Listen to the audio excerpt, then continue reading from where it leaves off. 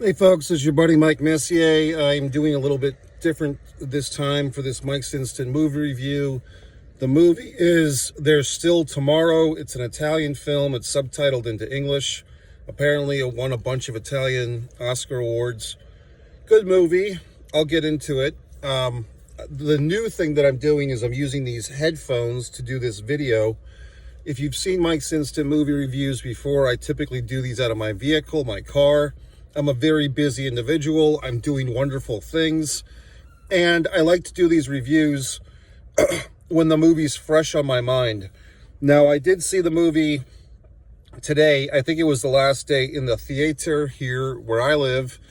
You probably have the opportunity to see it streaming or maybe in a theater. It's titled There's Still Tomorrow. Now, when does this movie take place? Towards the tail end or shortly after, I would say, World War II. 1946 is when it takes place. Apparently, it's based on true events, I believe. But basically, we start the movie. We notice that it's in black and white. First off, I had a little bit of a funny incident before the movie even started. I went to get a beverage. I kind of had seen a movie a few days ago, Queen of the Ring, which I did a review on. And I didn't have a beverage with me for the whole movie. And I was getting very parched towards the end. And, sometimes that's a debate. Do I really want to spend $7 on some, liquid sugar or whatever type of beverage they have? I like to drink water most of the time. And, they won't give you a free water of any sustenance. They might give you a little Dixie cup. In any regard, I didn't want to make that same mistake. So I made a special trip to go to the concession stand. And there was nobody in line, which was great. And I ordered that, and I ordered a little ice cream sandwich for myself, which I was, deserving of. And the cash register person, a young person, of course, I decided to pay cash, which I don't often do, but I had cash on me. And I paid, I think it was like $14 and change. And I'm paying her with, $15 in cash. And the actual price was $14.06. So she has to give me 94 cents in change. Now, she could have been nice and just given me the buck back, but, she didn't. And so I sat there as she cracked open a roll of quarters. She cracked open a roll of dimes. She cracked open a fucking roll of nickels and cracked open a roll of pennies. Now, given that probably took all of 45 seconds to a minute, but it had to be the most agonizing minute I've ever spent in my life watching this, teenage kid just doing their job, but just crack, unroll, you know what I mean? I'm like, let's get on with this, lady. So in any regard, I got into the movie just as the movie was starting. And the first thing that I see is this black and white scene. It's a modest little apartment. And this couple wakes up in bed and pow, right in the kisser, like Ralph Cramden, the man hits the woman across the face. It's a very rude way to start a movie, and I feel bad. I mean, you feel bad, but the point of this dynamic is this couple in Italy, 1946, the husband, Ivano, I think is his name, has been through the war twice, and he's taking out all his frustrations on his poor wife. And the young daughter, who's, I guess, 17 or 18 years old, maybe younger, maybe 16, but she's witnessing this, her mother basically getting beat up all the time. And the two young brothers, they're like maybe 12 and 9 or some such thing. They're witnessing it. So we're basically seeing this is an abusive relationship. There's a lot of misogyny. The daughter is asking her mom, why don't you leave? Why don't you run? But the mom is trapped because she has no money. I mean, we learn later, I'm giving some plot points away, by the way. We learn later that she's been hoarding some money. She's been hiding some money. She works, actually. The daughter works, and they're all helping to pay the bills. And the husband Ivano seems like a real prick. And his father lives with them, too. So the three kids, like the 17-year-old girl, shares a bedroom with their two younger brothers, which is a little disconcerting. The parents have their bedroom, and then the father's dying father has his bed.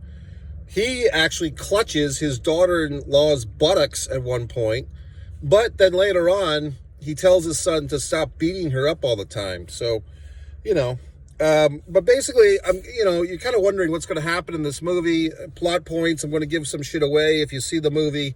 If you just want, should you see the movie? Go see the movie.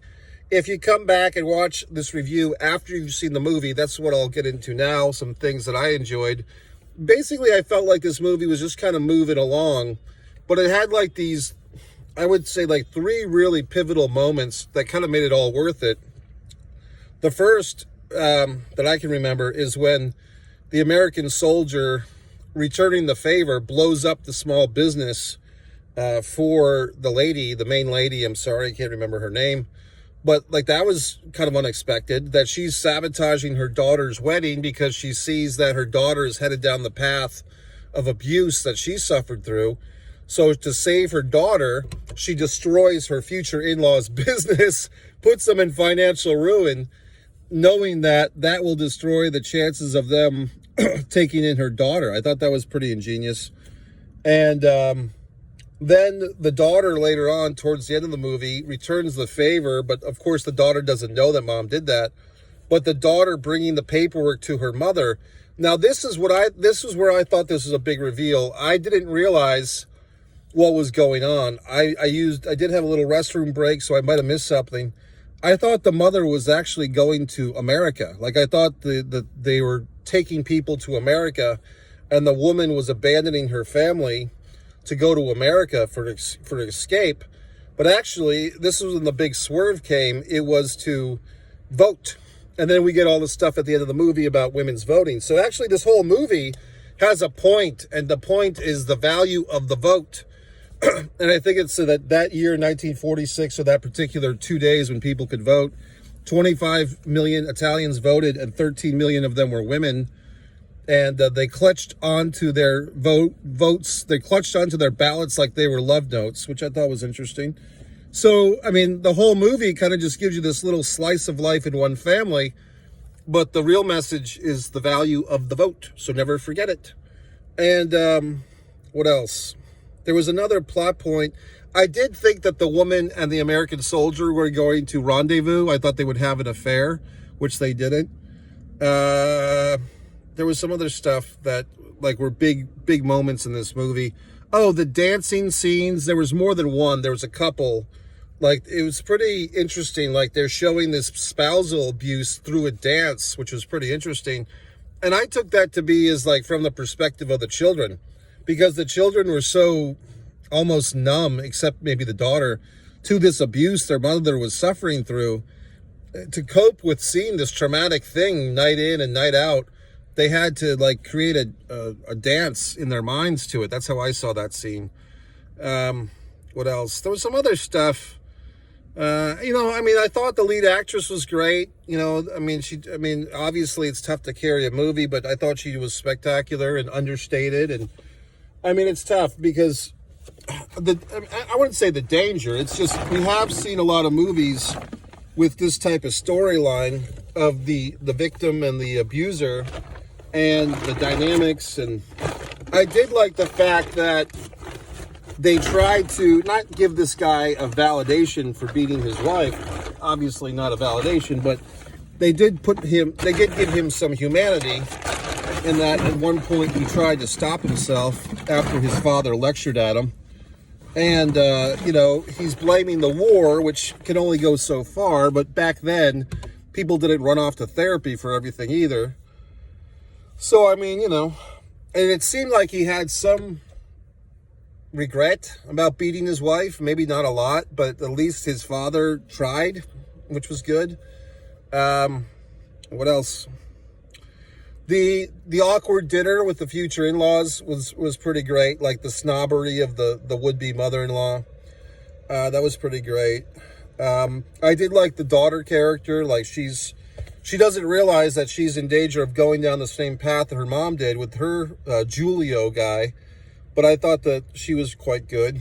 And it did make you feel like you were in this small little town of Italy in 1946 and so forth. I think I'm forgetting one big scene in this movie, because I think there was like 3 pivotal emotional bullet points. The end with the daughter bringing the paperwork, the blowing up of the house, And there was something else that I'm forgetting. Not the blowing up of the business, not the house. There's something else. I mean, I guess, could we say the father dying? But I didn't think that was that emotional. It was funny when the guy that discovered the dead father, every time he tells the story, it's like now the father on his dying death said, "I love you, Angelo," or whatever the hell he said. So overall, it was a good movie. I thought I was very much pulled to see this movie. I don't know why. I just had this instinct to go see this movie. And to be honest with you, I don't know if this movie was as life-changing as I hoped it would have been. I did see it in a matinee, and it kind of just like split up my whole day. So, you know, I might have to start seeing less movies, because I'm realizing I see so many goddamn movies that it's kind of a substitution for life. So that's it, folks. If you've been following this, you know I'm a wonderful artist. Mike Messier, wonderful artwork. Look at that. I just did this in the Panera Bread. I haven't even signed it yet. But I've got more errands to do. The night's not over. MikeMessier.com. Tomorrow's Friday, so happy weekend in advance, everyone. And MikeMessier.com. One Mike Messier on Instagram, one Mike Messier on TikTok. If you're new to this is one Mike Messier YouTube channel. Subscribe. If you have any movie that you want to see my thoughts on for the last 5 or 6 years, look on the Mike's Instant Movie Reviews, both on this channel and on One Pro Wrestling and Sports Fan YouTube channel. That's my old channel. You can also find stuff from me on Vimeo, Mike Messier, and MikeMessier.com. Have a good night, everyone. Decent movie.